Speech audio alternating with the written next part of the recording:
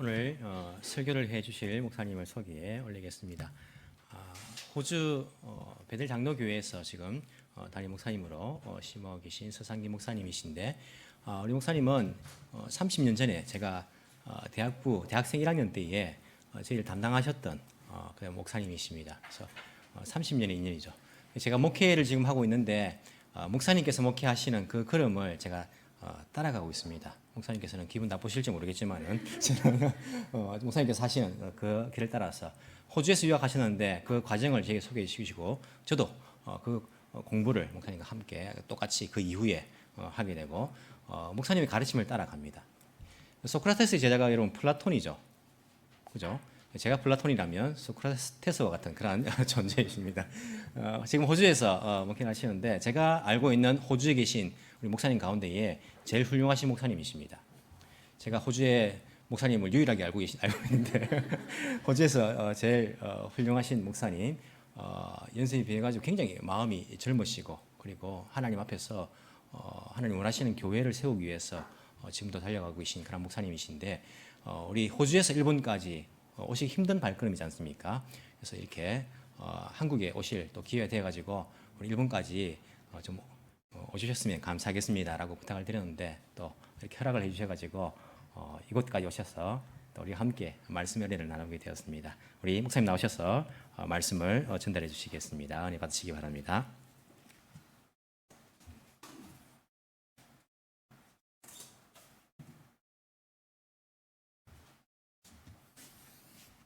네, 반갑습니다. 김 목사님이 너무 공중에 붕 띄워주셔서 어떻게 내려갈까 걱정이 됩니다. 저는 지금 호주 브리즈번에서 지금 목회를 한 지 11년이 됐습니다. 호주에 간 지 11년이 됐습니다. 교회를 개척한 지는 이제 9년이 됐고요. 브리스번을 모르시는 분들이 계실지 모르겠습니다. 이렇게 동쪽의 그 해안을 따라서 이렇게 보시면 중 가운데 중간 지점에 브리스번이라고 하는 도시가 있습니다. 호주에서 세 번째로 큰 도시입니다. 그 브리스번에서 한 1000km 남쪽에 시드니라고 하는 도시가 있고, 시드니는 호주 제일 큰 도시입니다.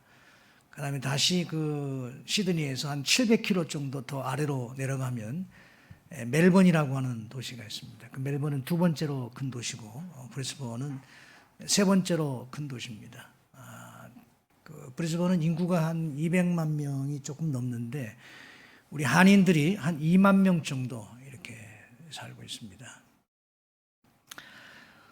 특별히 한국의 저희 교회는 그 목장교회, 가정교회를 하는데, 이번에 목회자 컨퍼런스가 있어서 참석차 이렇게 우리 김성교 사님, 또 우리 교회에서 목장에서도 후원하고 있고, 또 이렇게 전에부터 늘 또 기도하면서 사역을 또 이렇게 잘 하고 계신다는 소문도 듣고 해서 또 교제도 하고 이렇게 하고 싶어서 이제 일본을 일부러 들렀습니다. 그래서 이제 오늘 오후에 한국으로 이제 가게 됩니다. 설교를 시작하면서 이야기를 하나 하겠습니다. 4.5와 5가 있는데 얼마가 차이 나죠?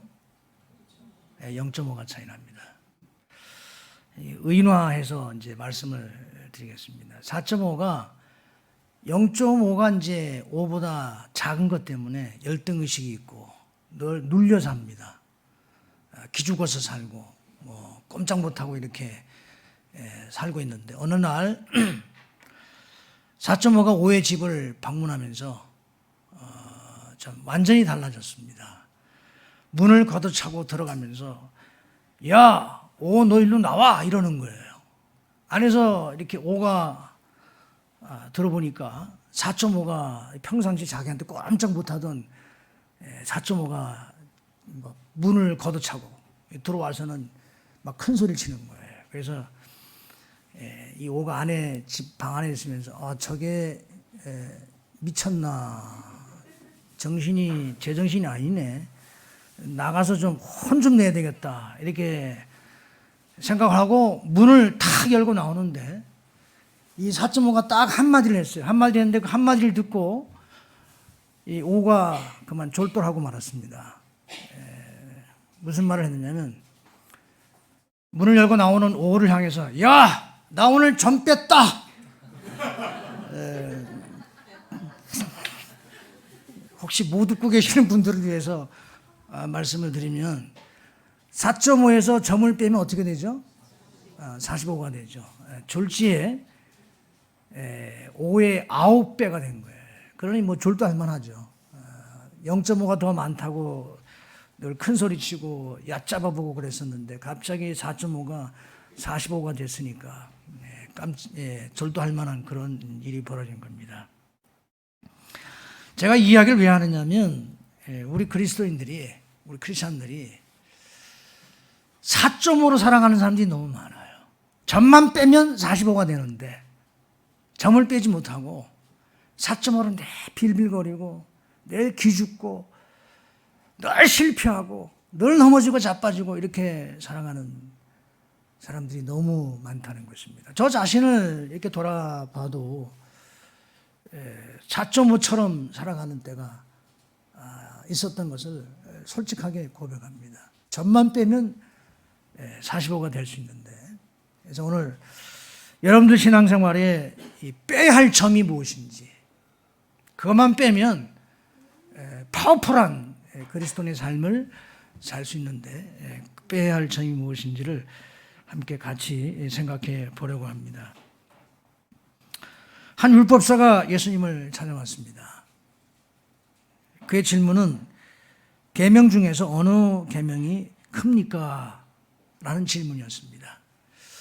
이 질문은 이걸 이제 우리식으로 바꿔서 이렇게 말씀을 드리자면, 신앙생활하는 데서 가장 중요한 것이 무엇입니까? 라는 질문입니다.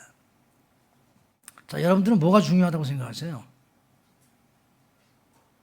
제가 성경 공부를 인도하면서 이 질문을 꼭 합니다. 여러분들은 신앙생활하면서 가장 중요한 게 뭐라고 생각하세요? 사람마다 답이 다 달라요. 어떤 사람은 기도가 제일 중요합니다. 어떤 사람은 예배가 제일 중요합니다. 어떤 사람은 전도가 제일 중요합니다. 답이 다 달라요. 목사의 대답과 장로님의 대답이 다를 수 있습니다. 자, 그럴 때는 어떻게 해야 됩니까? 목사님의 답이 정답입니까? 교회에서 기도 제일 많이 하는 그런 권사님의 답이 정답일까요? 서로 사람들마다 다 똑같이 예수를 믿는데 가장 중요하다고 생각하는 게 다 달라요. 생각이 다 달라요. 그때는 우리는 답을 성경에서 찾습니다. 성경은 뭐라고 얘기하고 있나? 예수님이 이 질문에 대해서 답을 주셨어요. 그래서 마음을 다하고 목숨을 다하고 뜻을 다하여 주 너의 하나님을 사랑하라 하셨으니 이것이 크고 첫째 되는 계명이요 둘째는 이와 같으니 네 이웃을 내 몸처럼 사랑하라. 이게 신앙생활에 있어서 가장 중요한 것이다 라고 예수님께서 말씀하셨습니다. 마음을 다하고 목숨을 다하고 뜻을 다하여 주 너의 하나님을 사랑하라. 수없이 많이 들어왔던 내용입니다. 근데 저는 오늘 그럼 도대체 이게 구체적으로 어떻게 하라는 것인가? 어떻게 하는 것이 마음을 다하고 뜻을 다하고 목숨을 다해서 하나님을 사랑하는 것인가? 그걸 좀 더 구체화시켜서 함께 하나님의 뜻을 좀 나누려고 합니다. 첫째는요, 우리가 마음을 다하고 목숨을 다하고 뜻을 다하여 하나님을 사랑하려면 정체성이 분명한 크리스찬이 되어야 합니다. 정체성이 무엇입니까? 이제 영어로는 아이덴티티라는 말 뭐 많이 다 잘 하시잖아요. 정체성이라는 것은 이런 겁니다. 당신은 누굽니까? 라고 질문했을 때 나는 이러이러한 사람입니다. 이게 답이 명확하면 우리는 그 사람을 보고 정체성이 분명한 사람이다. 자, 그런데 자기 자신에 대해서 아무리 막 길게 뭐 자세하게 이야기를 했는데 이게 뭔가 좀 그 알맹이가 빠졌습니다. 우리는 그런 사람을 정체성이 불분명한 사람 혹은 정체성이 희미한 사람, 좀 극단적으로 표현하면 정체성이 없는 사람이다. 그렇게 이야기를 합니다. 여러분들이 여러분 자신에 대해서 다른 누군가에게 설명을 해야 되는 그런 때가 있을 거예요.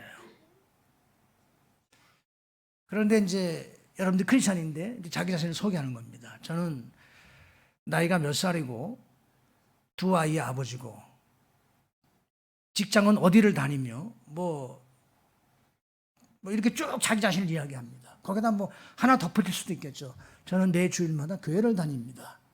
이렇게 이야기할 수 있죠.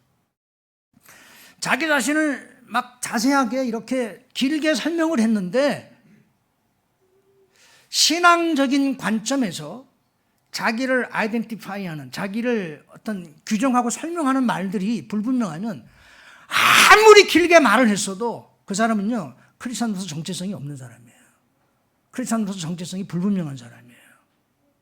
제가 이 말씀을 왜 드리냐면 오늘날 가면 갈수록 크리스찬들이 자기 정체성이 불분명한 사람들이 너무 많아요. 자기가 누군지 신앙적으로 잘 모르니까 기죽고 뭐 아까 4.5처럼 기죽고 별것도 아니 0.5고 별거 아니잖아요. 그런 것 때문에 기죽고 별것도 아닌 것 때문에 열등의식 갖고 자존감이 낮고 늘 실패하고 자빠지고 넘어지고 별거 아닌 일 가지고 막 흥분하고 싸우고 다투고 분열하고 이게 지금 한국교회 실정 아닙니까? 우리 모습 아닙니까? 이게 정체성이 불분명해서 그렇다라고 말씀을 드릴 수 있어요. 그럼 정체성이 분명한 크리스찬은 어떤 사람입니까? 먼저 신앙 고백이 분명해야 됩니다. 신앙 고백이 분명해야 됩니다. 가이사랴 빌립보에서 예수님께서 제자들에게 물으셨습니다. 사람들이 나를 누구라고 하느냐? 그 질문에 대해서 제자들이 사람들의 그 사이에 이렇게 도는 이야기를, 언급되고 있는 이야기를 전달했어요. 어떤 사람은 엘리야라고도 하고, 어떤 사람은 예레미야라고도 하고, 어떤 사람은 죽은 세례 요한이 다시 살았다고도 하고, 선지자 가운데 한 사람이라고 그렇게 이야기하는 사람들도 있습니다. 이 사람들이요 다 이스라엘 역사에서 대단했던 사람들이에요. 엘리야, 예레미야, 뭐 세례 요한 다 대단했던 사람입니다. 그러니까 예수님을 굉장히 높이 평가하는 거죠. 근데 예수님이 원하셨던 대답이 아니에요. 그래서 다시 묻습니다. 그러면 너희는 12제자를 말하는 너희는 나를 누구라고 하느냐? 나를 뭘로 그렇게 생각하고 있냐? 물으셨어요. 그러자 베드로가 고백하기를 주는 그리스도시요 살아계신 하나님의 아들이십니다. 이 베드로의 신앙 고백이 주님께서 듣고 싶어 하셨던 대답이었습니다. 그래서 예수님이 칭찬하셨어요. 바요나 시모나. 바요나라는 말은 요나의 아들. 바는 아들이라는 뜻이에요. 요나의 아들 시모나. 시모는 베드로의 그 히브리식 이름입니다. 네가 복이 있도다. 이것을 너에게 알게 하신 이는 혈육이 아니고 사람이 아니고 하나님이시다. 내가 너에게 이름을 지어주겠다. 네 이름을 베드로라고 해라. 그리고는 이 반석 위에, 이 반석이라는 말은 베드로라는 이름의 뜻이 반석이지만 베드로를 가리키는 게 아니에요. 이 반석은 베드로의 신앙 고백입니다. 이 고백 위에, 이 반석 위에 내 교회를 세우리니 음부의 권세가 이기지 못하리라. 네가 무엇인지 땅에서도 풀면 내가 너에게 천국 열쇠를 주리니 무엇이 땅에서도 풀면 하늘에서도 풀릴 것이요 땅에서 묶으면 하늘에서도 묶일 것이다. 아주 엄청난 축복을 하셨습니다. 신앙 고백이 분명한 그리스도인이어야 합니다. 교회를 10년, 20년 다녀도 신앙 고백이 불분명하면 정체성이 불분명한 신앙생활을 하는 것이고 이런 사람들에게서 하나님의 역사를 기대하기 어렵습니다. 하나님이 함께 하시는 삶을 기대하기 어렵습니다. 하나님의 영광이 하나님을 경험하는 삶을 그런 사람들에게서 기대하기 어렵습니다. 자, 그럼 제가 좀 더 신앙 고백이 분명한 사람은 어떤 사람이냐? 자, 어쩌면 여러분들이 수없이 많이 들어왔던 이야기인지도 모르겠습니다. 근데 저는 이 이야기가 저 자신에게도 중요하고 모든 그리스도인들에게 다시 한번 점검하고 확인하고 또 확인하고 또 시간 어느 정도 지나면 또 다시 이야기하는 그런 이야기입니다. 어떤 사람이 신앙 고백이 분명한 사람입니까? 예수님을 분명한 영접한 사람이어야 돼요. 저는 예수님을 영접하는 것이 굉장히 중요하다는 것을 말씀을 드리고 싶습니다. 그래서 저희 교회는요, 한 달에 한 번씩 예수 영접 모임이라고 하는 모임이 있어요. 우리 교회에 처음 오신 분들은 다른 교회에서 다른 교회에서 장로였다 할지라도, 물론 그런 사람 우리 교회 아직 온 사람 없습니다. 제가 받아주지도 않지만, 뭐 집사였다 할지라도, 뭐 다른 데서 모태신앙이었다 할지라도, 신앙생활 아무리 오래 했다 할지라도 일단 우리 교회 교인이 되려면 반드시 한 달에 한 번씩 하는 예수 영접 모임에 반드시 들어와야 돼요. 거기서 이렇게 서로 이제 예수님을 영접하는 것이 뭘 의미하는지 이야기하고, 또 이렇게 그 사람의 어떤 구원의 상태에서 질문하고 이렇게 이제 대답을 하고 이렇게 하는 시간인데, 너무나 많은 사람들이 구원의 확신도 없고요. 예수님을 영접한 것이 정확하게 무엇을 의미하는지를 정확하게 이해하시는 분들이 그렇게 많지는 않아요. 요한복음 1장 12절에 보면 영접하는 자, 곧 그 이름을 믿는 자들에게는 하나님의 자녀가 되는 권세를 주셨으니, 예수님을 믿는다고 하는 것은 예수님을 영접하는 것입니다. 이 믿음도요, 많은 사람들이 단순히 자기가 예수님에 대한 어떤 지식을 가지고 있으면 자기가 믿는다라고 생각해요. 지식을 갖고 있는 것과 믿는 것은 다른 차원의 문제입니다. 우리 예수님께서 거라사라고 하는 지방에 방문하셨을 때, 그 거라사는 이방인의 지역입니다.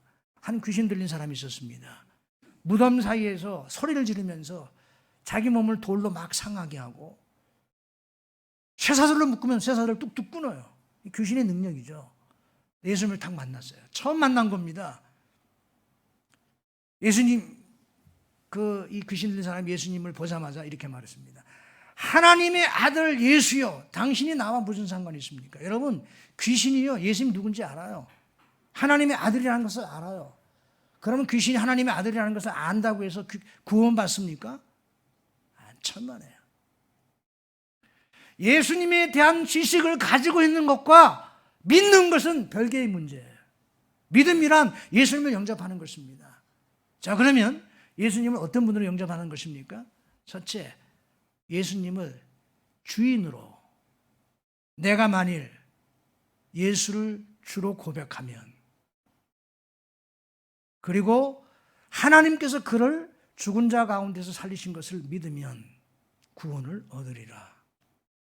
예수님을 주님으로, 주님이라는 말은 주인이라는 뜻이잖아요. 주인으로 받아들이는 것입니다. 이 이야기 굉장히 많이, 수없이 많이 들어왔고, 이미 예수님을 다 영접하신 분들이 대부분일 거라고 저는 추측을 합니다. 그런데 저는 이것을 늘 점검하는 것이 필요하다고 생각해요. 예수님을 주인으로 영접했다고 하는 것은 무엇을 의미합니까? 그 이전까지는요, 내 인생의 주인이 접니다. 자기여서 뭐든지 자기 마음대로 합니다. 자기 마음대로 결정하고, 자기 마음대로 판단하고, 자기 하고 싶은 대로 하고, 그렇게 살아갑니다. 돈 쓰는 것도 자기 마음대로 결정하고 자기 마음대로 합니다. 자기가 쓰고 싶은 곳에 씁니다. 대학을 진학하는 것, 직장을 선택하는 것, 시간을 사용하는 것 전부 자기 마음대로입니다. 이러면서 예수님 주인이라고 얘기합니다. 이건 가짜예요. 예수님을 영접했다고 하는 것은 내가 더 이상 내 인생의 주인이 아닙니다. 예수님이 제 인생의 주인이에요. 그러니까 예수님 뜻대로 살아야죠. 우리가 연약한 이유가 바로 여기에 있습니다. 실패하는 이유가 바로 여기에 있습니다. 하나님을 경험하지 못하는 이유가 바로 여기에 있습니다. 내 인생의 주인이 하나님이라고 말해놓고 실제로는 여전히 내가 내 인생의 주인 노릇하며 살아가는 거. 이게 크리스천들이 무기력한 결정적인 요인입니다. 자기 정체성이 불분명한 거예요. 목회 현장에서도 저 자신을 보면서도 그런 순간들이 있는 것을 고백하지 않을 수 없고, 지금 막 한국 교회가 막 시끄럽잖아요. 예? 저는 묻고 싶어요. 대형 교회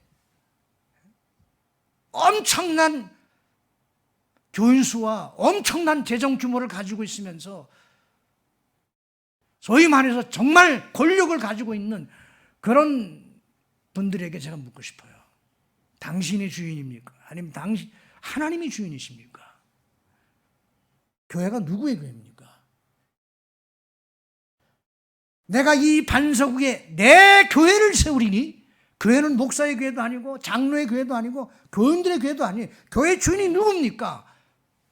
주님이세요. 예수님이 내 교회라고 말씀하셨어요.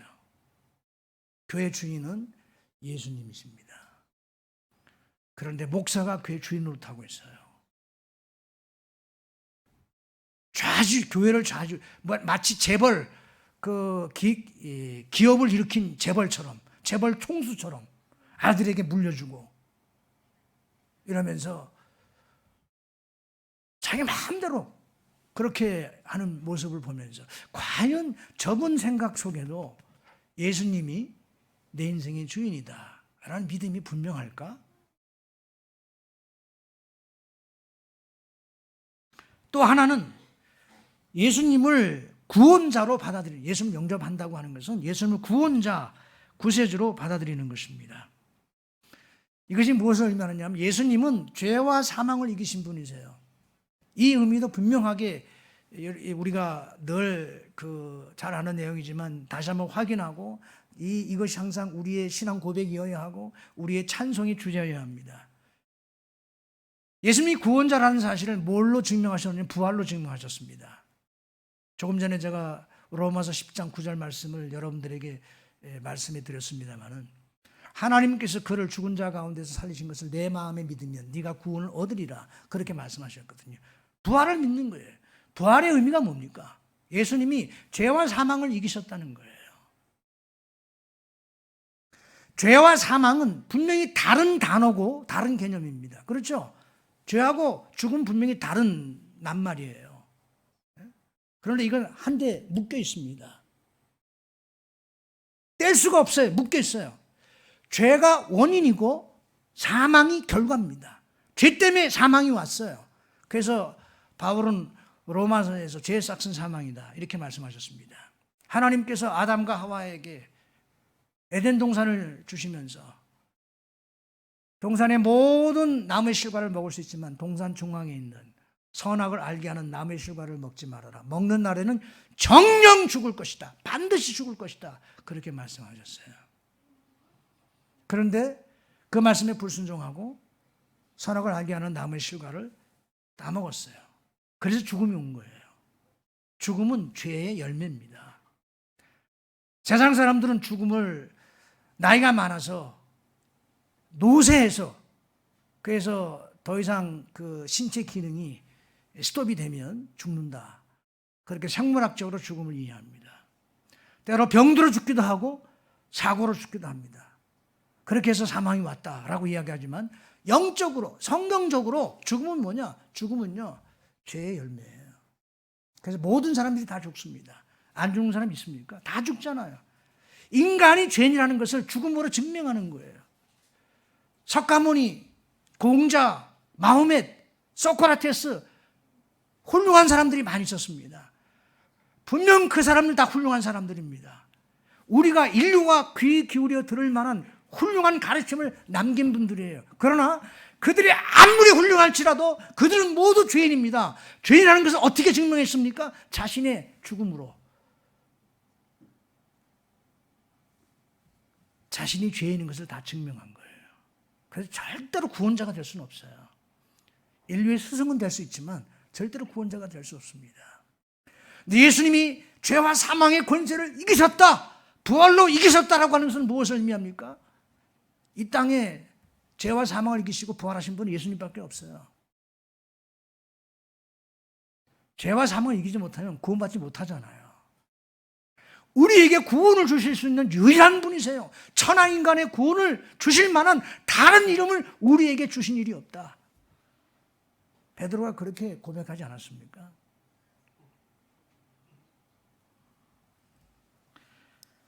자, 이렇게 예수님을 영접하면, 예수님을 내 인생의 주인으로 영접하고 또 그 예수님으로 말미암아 죄와 사망을 이기는 축복. 여러분, 아무리 이 세상에서 부귀영화를 누리고 잘 먹고 잘 살고 뭐 권력을 가지고 뭐 남들이 부러워하는 그런 지식을 갖고 있고 뭐 높은 지위를 갖고 있다 할지라도 죽음으로 다 끝나는 거예요. 죽음을 이기지 못하면, 죽음 이후에 어떻게 될지 모른다면 가장 불쌍한 사람입니다. 근데 우리는 예수님으로 말미암아 천국을 약속받았고 하나님의 자녀가 되는 권세를 주셨으니, 그 말씀의 의미는 우리에게 하나님께서 하늘나라를 유업으로 약속하셨다는 이야기입니다. 자, 이런 것을 깨닫게 되면 내가 얼마나 하나님의 사랑받는 자녀인가라는 것을 깨닫지 않을 수 없어요. 우리 아버지가 누굽니까? 우리 아버지가 이 세상 우주 만물을 창조하신 전능하신 창조주세요. 그 창조주 하나님이 우리를 너무너무 사랑하셔서 독생자 예수 그리스도를 아낌없이 주실 만큼 우리를 그렇게 사랑하세요. 힘들고 어렵습니까? 우리 아버지가 누군가를 한번 기억하십시다. 그래서 우리 아버지가 나를 사랑하시는 그 전능하신 절대 주권의 하나님께서 내 아버지라는 사실을 생각할 때, 그걸 깨달으면요, 저는 우리 살아가는 삶의 태도가 달라질 거라고 생각해요. 막 째째하게 별거 아닌 거 가지고 막 다투고 싸우고 막 열내고 흥분하고, 우리가 사는 사회가 굉장히 경쟁이 치열한 사회입니다. 뭐 일본 사회는 제가 잘 모르겠어요. 그러나 내가 평생 살았던 한국이나 뭐 지금 호주에서는 한 10년 넘게 11년 살았습니다만, 학교 교육이라고 하는 것이 애들 전부 성적으로 줄 세우는 교육이잖아요. 경쟁이 얼마나 치열한지 몰라요. 서로 1등 하려고. 이런 이야기 혹시 들어보셨는지 모르겠습니다. 여러분, 파이 멘탈리티라는 말이 있어요. 이런 말 들어보셨나요? 피자를 무지무지하게 좋아하는 아이들 10명이서 피자를 한 판 시켰어요. 피자를 한 판 시키면 몇 조각 나눠주죠? 절만 쳐다보지 마시고 대답을 좀 해주세요. 피자를 한 판 시키면 몇 조각을 잘라서 주죠? 8조각을 잘라줍니다. 근데 이 피자를 좋아하는 애들이 10명이에요. 얘네들은 이 피자라면 죽고 못 사는 애들이에요. 피자가 한 판 딱 배달이 됐어요. 딱 보니까 8조각에 10명의 눈에 눈동자가 반짝반짝합니다. 이 아들 머릿속에 무슨 생각이 들까요? 내가 좀 행동이 느리면 못 먹을 수 있겠구나. 분명히 8조각이니까 여기 땅 일본 말이죠. 여기 땅 했을 때 내가 행동이 늦으면 분명히 2명은 못 먹어요. 이런 생각을 파이 멘탈리티라고 해요. 파이라고 하면서 이 한쪽은 이걸 파이라고 그러잖아요. 파이 멘탈리티라고 그래요. 그런데 이 파이 멘탈리티가 우리 세상을 지배합니다. 학교에서 아이들 생각 속에 내가 공부를 더 잘해서 쟤를 이겨야지, 이런 경쟁 의식이 애들을 지배합니다. 직장사회도 마찬가지예요. 여러분, 입사한 동기들이 다 똑같이 진급하는 게 아닙니다. 10명이 입사를 했으면 그 가운데 나중에 대리가 되는 사람 전부 10명이 동시에 대리가 되지 않아요. 그 가운데 한 5명은 대리가 되고 5명은 더 있어야 돼요. 이러니까 내가 내 동기들 중에서 내가 빨리 진급해야지, 이런 생각들을 가지고 뭐 그렇게 해서 일을 열심히 하는 사람들도 있지만, 자기 진급에 역량이 있는 상사에게 뇌물을 갖다 바치기도 하고 아부를 하기도 하고, 이런 게 다 파이 멘탈리티예요. 자, 이 10명 가운데 크리스찬 한 명 있었어요. 딱 한 판 시켰는데 8조각, 애들 10명이 어떻게 할까요? 같이 경쟁해서 하나 먹으려고 막 싸워야 될까요?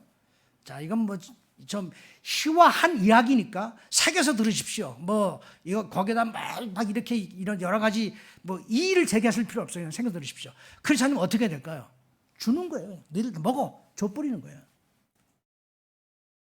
그런데 그냥 양보했다고, 크리스찬이기 때문에 양보했다고 회피한 건 아니잖아요. 내가 양보해서 못 먹었어요. 회피합니까? 회피하지 않잖아요. 어떻게 될까요? 그냥 줘버려요. 주고 나서 하나님 한 판 더 주시옵소서. 이게 열린 세계관이에요. 제가 이 웃은 얘기 속에서 이야기를 하고 싶은 거예요. 닫힌 세계관이 있고 열린 세계관이 있는데, 닫힌 세계관은 뭐냐? 닫힌 세계관은 보이는 게 전부예요. 눈에 보이는 피자 한 판, 8조각 이게 전부예요. 이게 전부라고 생각하면 경쟁이 생길 수밖에 없고 다툼이 생길 수밖에 없어요. 그러나 내가 하나님께 기도해서 받아내는 그 기도 응답은 눈에 보입니까? 눈에 보이지 않습니까? 눈에 보이지 않는 거예요. 내가 기도하기 전까지는, 그리고 기도 응답이 오기 전까지 눈에 보이지 않는 거예요. 근데 닫힌 세계관을 가지고 있는, 하나님을 인정하지 않거나 믿음이 없는, 교회를 다니면서도 믿음이 없는 사람들은요, 항상 눈에 보이는 게 전부라고 생각하기 때문에 답답해요. 다퉈야 돼요. 그런데 열린 세계관은 눈에 보이는 게 전부가 아니다. 이걸 아는 거예요. 눈에 보이는 게 전부가 아니고, 하나님이 역사하시는 세계는 우리 인간의 눈으로 볼 수 없는 부분들이 너무너무 많아요. 하늘 아버지 눈에 보입니까? 안 보이잖아요. 전능하신 하나님이 눈에 보입니까? 보이지 않잖아요. 하나님의 역사가 눈에 보일 때도 있지만 눈에 보이지 않을 때도 많잖아요. 그러나 그 세계가 있는 걸 확실히 깨닫는 거예요. 확신하는 거예요. 하나님, 제가 지금 이런 어려운 가운데 있습니다. 저를 도와주십시오. 저를 인도하십시오. 그리고 하나님이 응답하실 것을 확신합니다. 왜냐? 아버지시니까.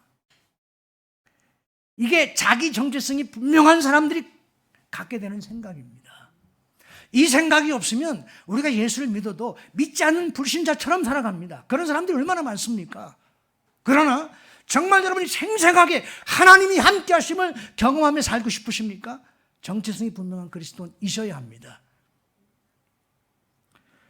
정체성이 분명했던 성경의 한 인물을 제가 소개하고 싶은데, 바로 다윗입니다. 여러분 너무나 잘 아는 다윗. 다윗이 소년이었을 때, 아직 20살이 안 돼서 전쟁에 참전할 수 있는 그런 나이가 아니에요. 청소년이에요. 그럴 때 블리셋과 전쟁이 벌어졌습니다. 블리셋의 장수가 누구냐면 여러분 잘 아시는 골리앗입니다. 전쟁이 붙었는데, 그래서 맞서 싸우려고 사울 왕을 위시해서 다윗 자기 집안의 형님들이, 큰 형님부터 셋째 형님까지 다 전쟁에 참전했어요. 그리고는 이제 골짜기를 사이에 두고 양쪽 군대가 서로 이렇게 딱 맞닥뜨려졌었는데, 골리앗이 내려와가지고는 막 하나님을 모욕하고 이스라엘 군대를 모욕하면서 너희들 가운데 한 사람 내려와, 나하고 한판 붙자.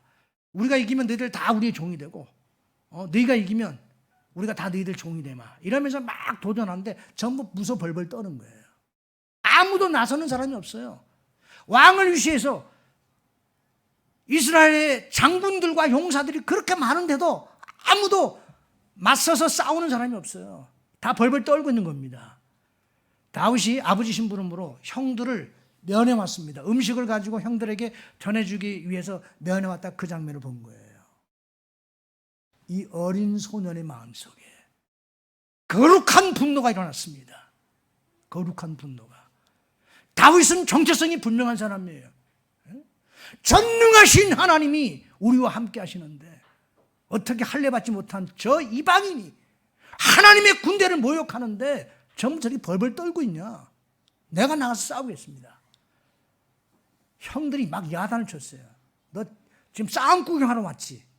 이러면서 큰 형님이 옛날부터 이 다윗이 굉장히 안 입고 왔던 것 같아요. 내가 네 마음속에 있는 교만을 안다. 이러면서 막 야단을 쳤습니다. 형이 야단치거나 말거나 내가 나가서 싸우겠습니다.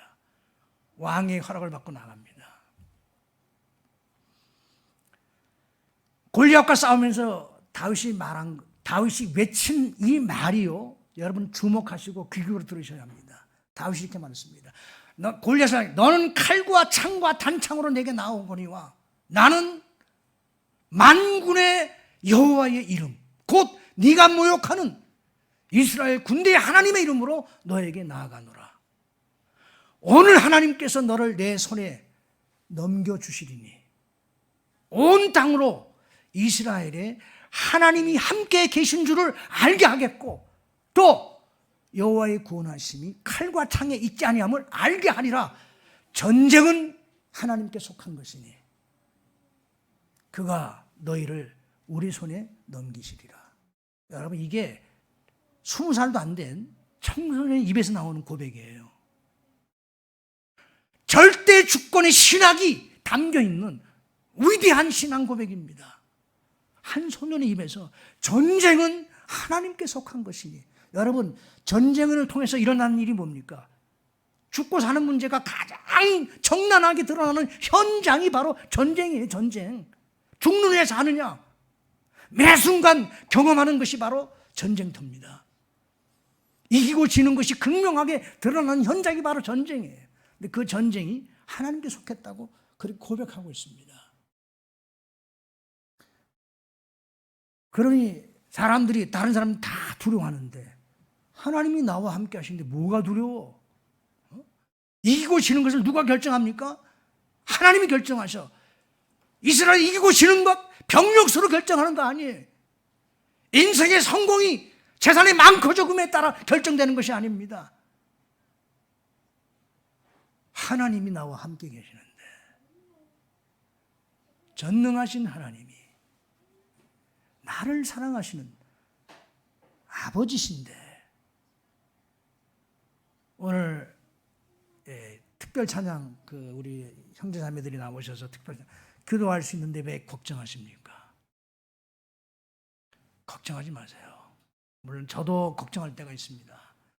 여러분, 걱정스러운 일이 생길 때마다, 어려운 일이 생길 때마다, 여러분들의 한계를 뛸 때마다, 우리 자매님 오늘 기도가 제가 참 감동을 받았어요.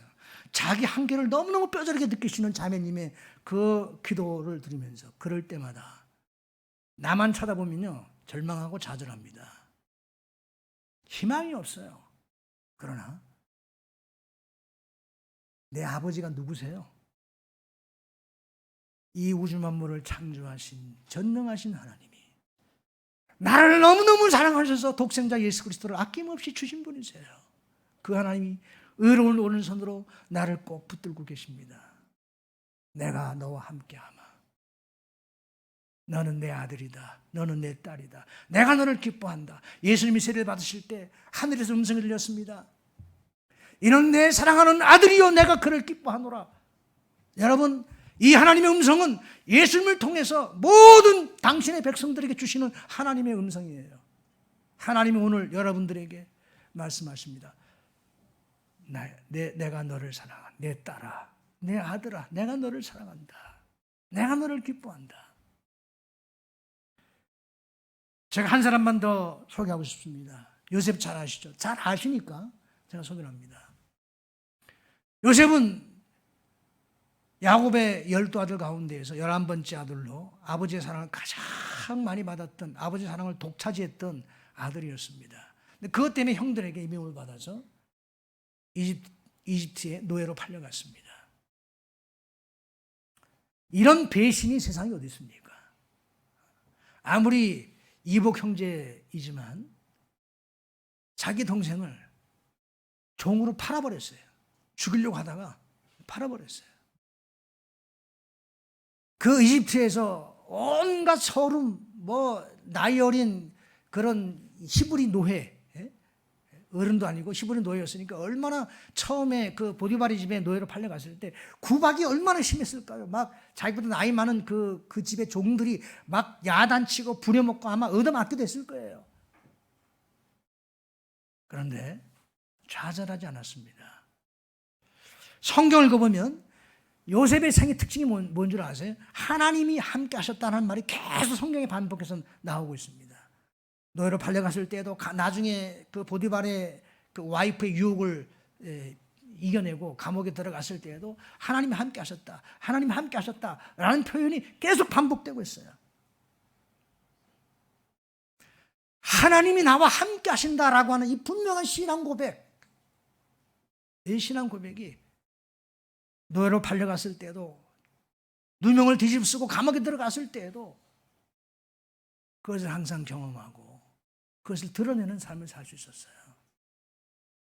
여러분들이 살아가는 모든 삶의 현장, 더군다나 이 일본은 크리스찬이 0.3%라면서요. 네? 어느 사회나 소수로 살아가는 건 고달픕니다. 쉽지 않습니다. 어렵습니다. 그러나 하나님이 여러분들과 함께 계세요. 하나님이 의로운 오른손으로 여러분들을 붙들고 계세요. 이사야 41장 말씀에 보면 두려워하지 말아라. 내가 나의 의로운 오른손으로 너희를 붙들리라. 나는 네 하나님이 됨이니라. 그렇게 말씀하셨습니다. 뭐 내가 높은 지위에 있지 않아도 얼마나 영향력 있는 그런 삶을 살 수 있어요. 요셉이 종이었지만, 노예였지만, 죄수였지만 그 감옥에서 가장 영향력 있는 사람이었습니다. 그 간수가 아예 열쇠를, 모든 감옥의 일들을 이 요셉에게 다 맡겼습니다. 이 감옥은 이집트의 그 정치범들이, 권력을 가지고 있던 사람들이 잡혀 들어와 있던 그런 감옥이거든요. 이 사람들이 비록 감옥에 들어왔지만 자부심이 대단한 사람들이고 어쨌든 대단한 사람들인데, 보디발의 집에 노예였던, 그리고 파렴치한 죄목으로 붙들려온 요셉하고 상관했겠어요? 아무리 같은 감옥에 있다 할지라도. 근데 어느 정도로 바뀌었습니까? 술 맡은 관원장, 떡 맡은 관원장, 이 전부 다 대단한 권력을 가지고 있었던 사람들인데 이 사람들이 고민이 생기니까 누구한테 얘기해요? 요셉한테 다 털어놓는 거예요. 이 정도로 요셉은 영향력 있는 사람이었습니다. 여러분들이 어떤 타이틀을 가지고 영향력을 행사하는 거 절대로 아닙니다. 앞에서도 제가 여러 차례 말씀을 드렸지만 우리가 가지고 있는 재산의 규모로 영향력을 발휘하는 것이 아닙니다. 우리가 가지고 있는 권력의 힘으로 영향력을 발휘하는 것이 아닙니다. 초창기 초대교회 우리 크리스천들은 전부 힘없는 자들이었습니다. 천민들이었고 평민들이었습니다. 그러나 그들은 로마 제국을 뒤엎었어요. 권력으로 뒤엎은 게 아닙니다. 그들의 지식으로 엎은 게 아니에요. 그들의 재산으로 엎은 게 아니에요. 하나님이 함께 하시는 걸 드러내는 것입니다. 하나님이 함께 하시는 것, 하나님의 능력을 그 삶 가운데, 그 연약한 삶 가운데, 연약한 인생 가운데 하나님이 역사하시면 어떤 일들이 일어나는지를 보여주시는 거예요.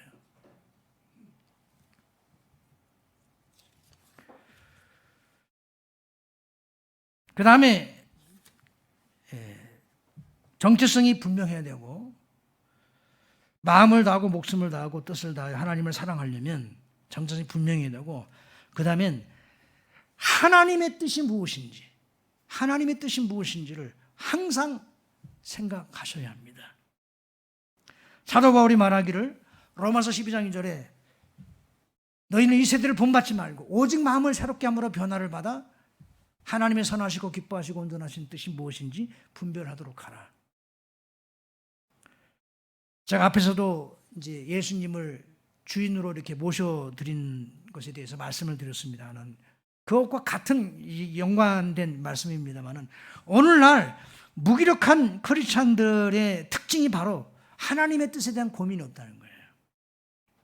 여러분, 예수님께서 산상수 마지막 부분에서 이렇게 말씀하셨습니다. 마태복음 7장 21절부터 23절에 보면 주여 주여 하는 자마다 다 천국에 들어갈 것이 아니요 다만 하늘에 계신 내 아버지 뜻대로 행하는 자라야 들어가리라. 내가 주의 이름으로 귀신을 쫓아내고 주의 이름으로 선지자 노릇하고 주의 이름으로 능력을 행했습니다. 그렇게 말하지만 그러나 내게서 떠나가라 이 불법을 행한 자들아. 이게 사실 좀 해석이 어려운 성경 구절이거든요. 주여 주여 하는 자마다 다 천국에 들어갈 것이 아니요. 그러면 이 말씀이 우리가 행위로 구원받는 것을 이야기하는 말씀입니까? 그거 아니에요. 행위로 구원받는 것을 가르쳐주는 그런 말씀이 아니에요. 그런데 주여 주여 하는 자마다 다 천국에 들어갈 것이 아니라고 말씀하셨습니다. 심지어 주의 이름으로 귀신도 쫓아내고 능력도 행하고 선지자 노릇을 했는데도 주님이 말씀하시기를 내가 너희를 도무지 알지 못한다. 내게서 떠나가라. 이 불법을 행한 자들아. 그 뭐가 문제예요? 이 사람들의 문제는요, 하나님의 뜻에 대한 고민이 없어요. 제가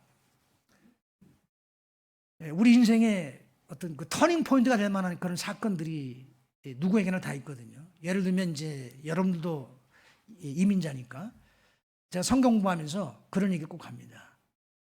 자, 이민을 분명히 결정했을 때는 굉장히 고민을 많이 했을 거예요. 근데 이민을 결정하면서 왜 이민을 결정하셨습니까? 호주가 환경이 좋고 자녀 교육에 여러 가지 유리한 면이 있어서 자녀 교육에 좋다고 하니까 이민 오셨습니까? 만약에 그런 것들이 이민을 결정한 모든 원인들의 전부라면 우리는 난 크리스찬들하고 다를 바가 없어요. 물론 그런 것들을 전혀 우리가 뭐 무시하라 그런 얘기는 아니에요. 그러나 이민을 간다고 하는 것은요, 내 인생의 터닝 포인트예요. 그걸 내 마음대로 결정하면 우리가 크리스찬으로서 자격이 없는 사람들입니다.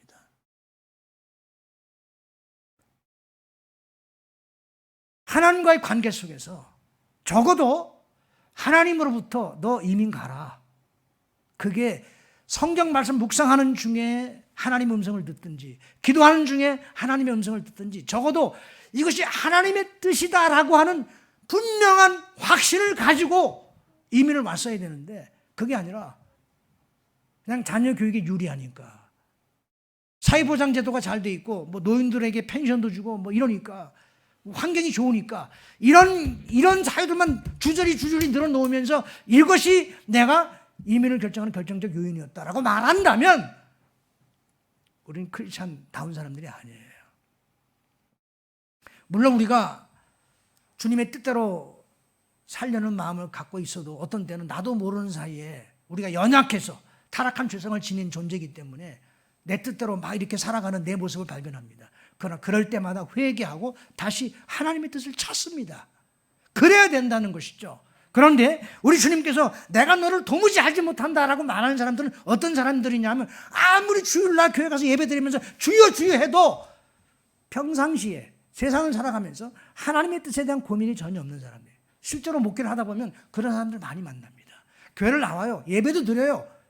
교회를 다닌 지 오래됐어요. 심지어 모태신앙이에요. 그런데 하나님의 뜻에 대한 고민이 없어요. 이게 하나님의 뜻인가?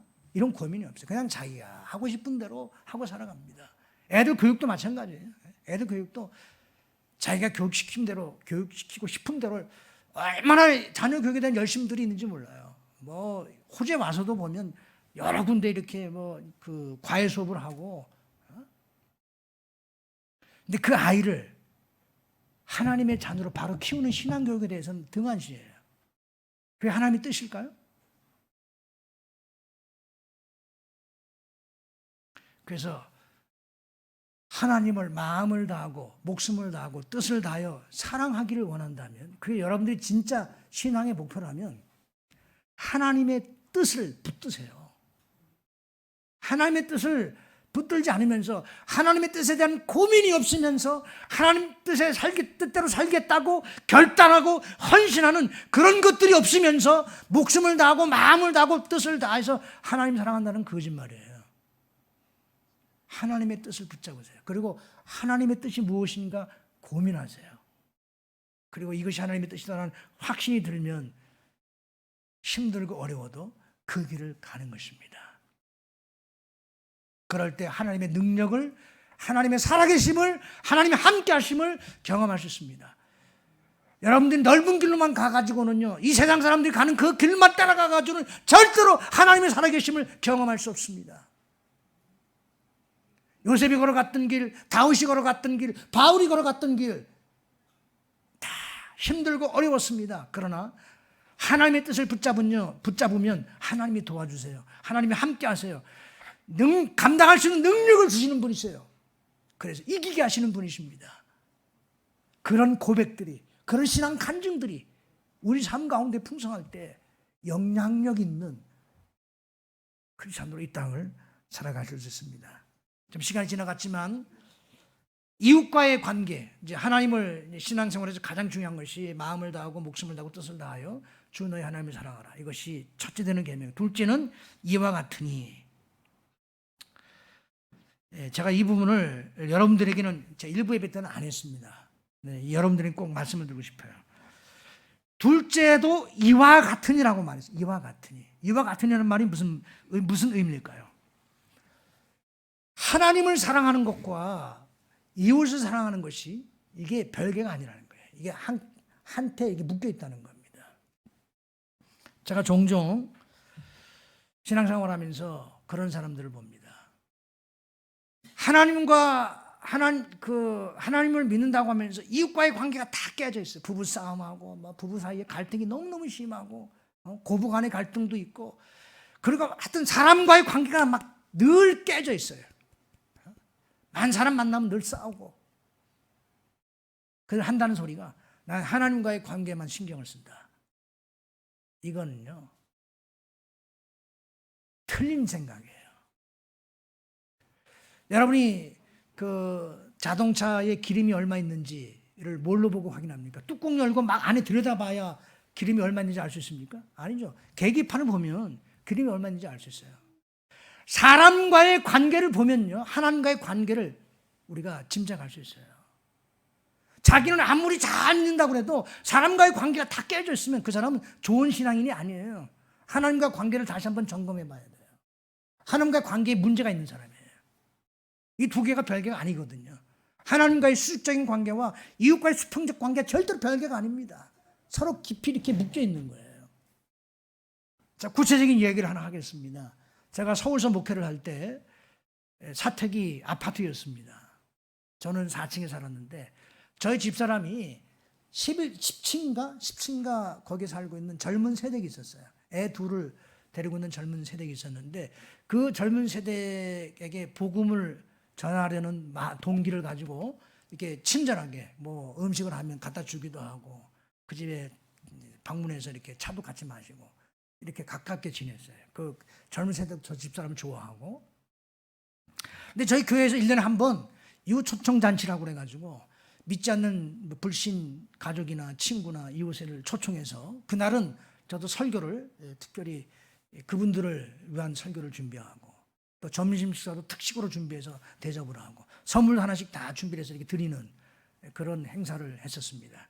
그리고 초청할 때는 카드를 만들어 가지고 이제 자기가 초청하고 싶은 그분에게 찾아가서 이제 카드를 주면서 언제 우리 교회에서 이런 행사를 하니까 꼭 와주셨으면 좋겠습니다. 이렇게 이런 행사를 했거든요. 저희 집사람이 제 아내가 카드를 들고 초청장을 가지고 그 젊은 세대를 찾아갔습니다. 그러면 우리 교회에서 이런 행사가 있으니 왔으면 좋겠다라고 얘기하니까 그 젊은 세대가 이렇게 말했어요. 저 집사람한테 들은 이야기입니다. 웃으면서 언젠가는 사모님이 저한테 이런 부탁을 할 줄 알았습니다. 이렇게 얘기하더라는 거예요. 그런데 자, 그 다음 말을 귀담아 들으세요. 저는 우리 시어머니가 믿는 하나님 안 믿습니다. 시어머니가 권사님이에요. 교회 권사님. 시어머니가 다니는 기독교 교회 저는 안 다닙니다. 물론 이제 고부간의 문제는 시어머니한테도 들어보고 며느리한테도 다 들어봐야 되지만 더 들어볼 것도 없어요. 왜? 며느리는 불신자잖아요. 믿지 않는 전혀 알지도 못하는 사람들에게 우리가 가서 복음도 전하는데 자기 며느리잖아요. 자기 아들이 아내잖아요. 그 며느리를 전도하려고 며느리의 그 시어머니의 그 어떤 자리를 내려놓고 섬기면 그게 수치스러운 일입니까? 그게 시어머니로서 뭔가 이렇게 떨어뜨리는 일입니까? 아니잖아요. 믿지 않는 전혀 나하고 생면부진 아무 관계도 없는 사람도 전도하는데 믿지 않는 며느리 주님께 전도하려고 내가 며느리로서 이런 뭔가 이 갑질하는 거 이거 다 내려놓고 사랑하고 전도하기 위해서 애를 썼으면 그러면 그 시어머니 때문에 감동을 받아서라도 교회를 나올 거 아니에요.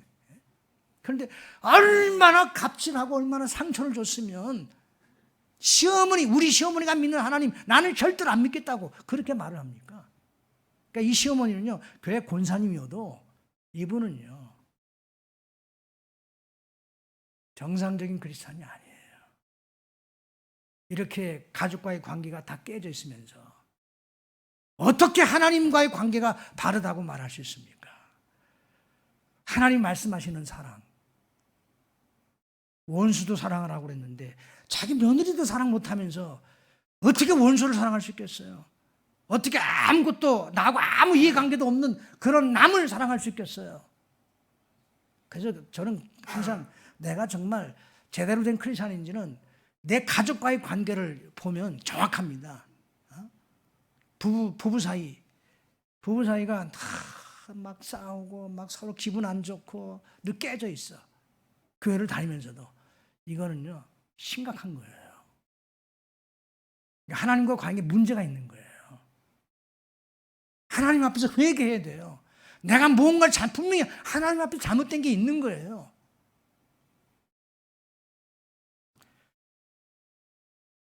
그 다음에 이제 마지막으로 하나님과의 관계가 첫 번째, 이것이 크고 첫째 되는 계명이요. 둘째는 이와 같으니 네 이웃을 내 몸처럼 사랑하라.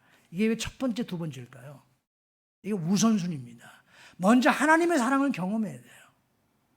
값없이 베푸시는 하나님의 사랑. 죽을 수밖에 없는 나를 사랑하시는 그 하나님의 사랑을 먼저 경험했을 때, 내가 하나님께서 나를 언제 사랑하셨느냐? 내가 하나님과 원수 되었을 때 나를 사랑하셨습니다. 내가 죄인 되었을 때 하나님이 나를 사랑하셨습니다. 나는 하나님의 사랑을 받을 만한 자격이 없는 사람이에요. 그냥 우리가 인간관계로 생각해보면 에이 저런 인간라고 내칠 수밖에 없는 그런 나를 사랑하셨어요.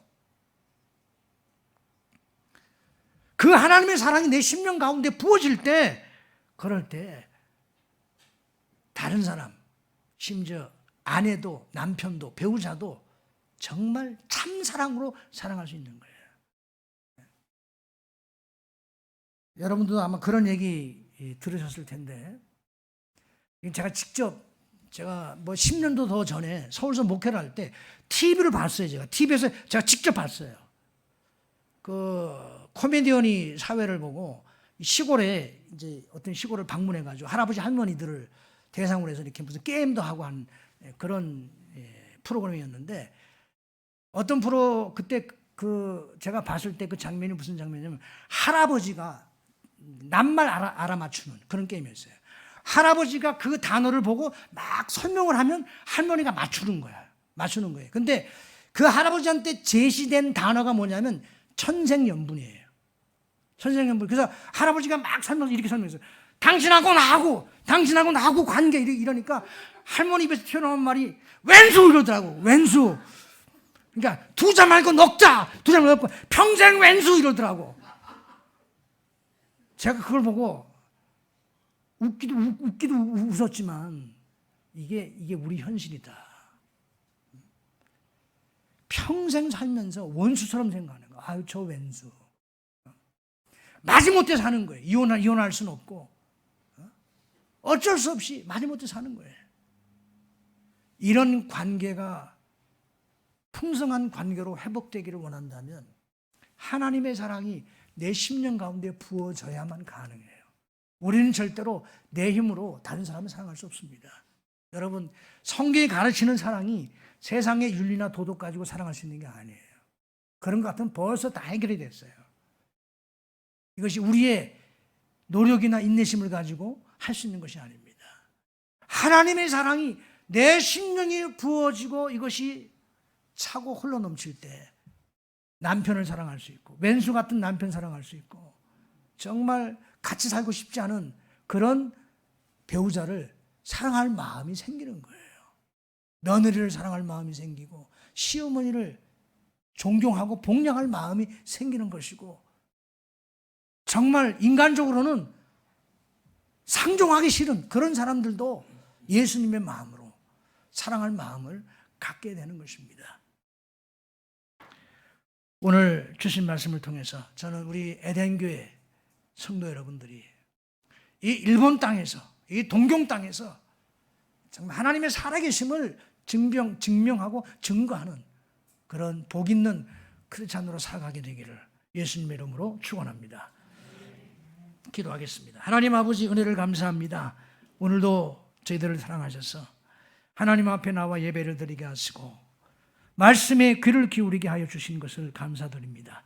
무엇이 가장 소중한지 오늘 주신 말씀을 통해서 저희들에게 말씀하시는 주님, 마음을 다하고 목숨을 다하고 뜻을 다하여 주 너희 하나님을 사랑하라는 이 말씀의 의미가 무엇인지를 우리가 생각해 보았습니다. 정체성이 분명한 크리스찬이 되기를 원합니다. 신앙 고백이 분명한 크리스찬이 되기를 원합니다. 예수님을 분명히 영접한, 그래서 예수님이 내 인생의 주인인 그런 크리스찬으로 이 땅을 살아가는 자들이 되게 해 주시옵소서.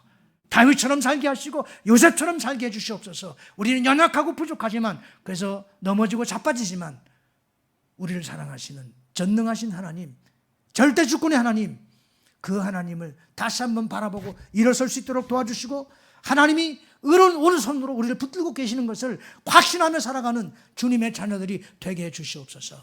이웃을 사랑하는 것이 너무 어렵습니다. 때로는 배우자를 사랑하는 것도 쉽지 않습니다. 그러나 하나님의 사랑이 내 심령 가운데 부어졌을 때 그 하나님의 사랑으로 연약한 배우자도 가족도 이웃도 사랑할 수 있는 그런 힘이 생기는 것을 저희들이 깨닫게 해 주시옵소서. 하나님의 살아계심을 경험하는 우리 에덴교회 모든 형제자매들이 될 수 있도록 도와주셔서 이 일본 땅에서, 이 동경 땅에서 영향력 있는 크리스찬, 이 땅 위에 하나님의 나라를 세워가는 그런 능력 있는 그리스도인으로 살아갈 수 있는 은혜를 베풀어 주시옵소서.